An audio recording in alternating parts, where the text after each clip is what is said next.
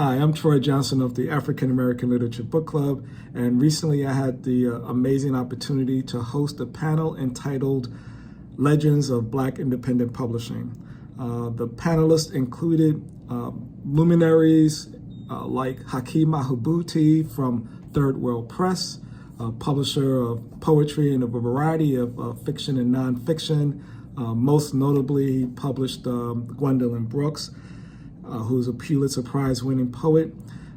We also had Wade and Cheryl Hudson from Just Us Books, the premier publisher of children's books featuring children, Black children. We also had Paul Coates from Black Classic Press, whose mission is to really ensure that obscure but important books remain in print. Kassahun, who is the publisher from Africa World Press and Red Sea Press, one of the premier publishers of nonfiction, political books, academic books, and from America and throughout the African diaspora and the African continent. The really amazing thing about the panel is that all of the panelists come out of struggle, and Paul Coates highlighted that during the panel, emphasizing the fact that he came out of the Black Panther movement. Haki was a principal of the Black Arts movement. Wade was instrumental during the civil rights, a young man during the civil rights, fight for civil rights out of Louisiana. And Kassahun was in the Eritrean Liberation Front. And so all of these people come out of struggle. Kassahun also emphasized the fact that vision alone is not enough. You need allies, and you need investors. That's important. None of us, indeed, ALBC can't survive without the support of you all. And I just pulled sample books from each of the publishers off of my shelf. I mean, these are books that are in my library, and part of the thing that I really enjoy about running the site is that I've discovered so much. In fact, that's the motivation behind why I started ALBC. Before I started the site, many of the things that I learned from these publishers, I didn't learn anywhere else. I mean, I went through my entire school career without having a Black teacher, and I grew up in a virtually all Black neighborhood. So that tells you a little something about my mission and my motivation. But this book, The ISIS Papers, was published by Third World Press. It features the work of Frances Cress Welsing. And, I was going to originally read some excerpts from these books, but, an important woman, she was a student of Neely Fuller, but basically emphasized the fact that if you don't understand white racism, you'll be really confused about everything else that goes on in this country. Another book, that Papa's Free Day, this was published by Just Us Books.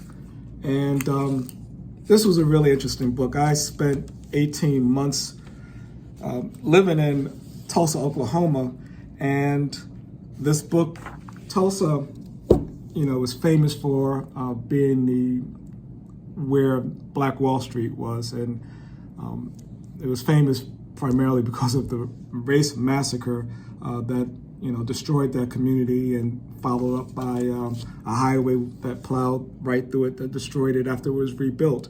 But Oklahoma was known for many Black communities, and Boley, Oklahoma, which is pretty close to Tulsa, was one.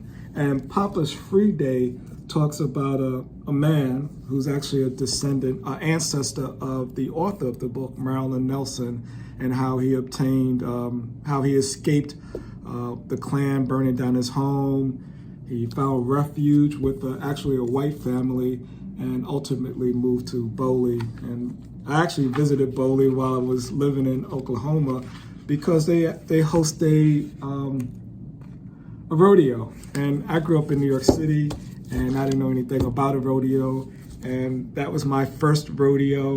and it was a great deal of fun. And, you know, so Bowley hosts, I believe, one of the largest black rodeos in the country. This book, New Dimensions in African History, is published by Africa World Press. And again, this is just another example of one of the great books they published. This book was written by Dr. Ben, Joseph Ben Jakanen. And, you know, if you're, you know, he is Dr. Ben is a historian. He used to host trips going to Egypt, and a great scholar who made sure we understood our history. You know, if you rely on what you're learning about in public schools or the majority-run schools, you're really being, you know, if not outright lied to, you're being woefully misinformed. And indeed, it's interesting that, you know, we're getting a lot of pushback on education with this, what is it called, this reaction to critical race theory. You know, when reality, what we're talking about with these books is just teaching the truth. And, you know, you would think that, you know, modern civilization started with, you know, out of Europe. And when the Europeans, or, you know, the Greeks themselves told us that they learned from Africa. So it's just interesting the way we've been taught. And all of these publishers, their mission was to teach us. Now, this last book published by Black Classic Press, The Wonderful Ethiopians of the Ancient Kushite Empire, an important book. It looks at the history or the research compiled by an amazing historian, self-taught, as many of our great historians in the past were, Drusilla Dungy Houston. This book was published almost 100 years ago, and it was remarkable in the sense that it really dispelled, it really informed the public about some of the great things that came out of the ancient Kushite Empire, Ethiopians referring to people of the continent. But again, there's a great deal of things that you can learn from each of those publishers. I suggest you check them out, buy their books. Of course, they're covered all over the African American Literature Book Club's website. I shot video of Kassahun, gave him an opportunity to talk about a lot of his work. He's, you know, that'll be for a future video. You'll find that on my website. But again, thanks for listening. If you learned something from this video, please share it with others. Encourage them to visit the website.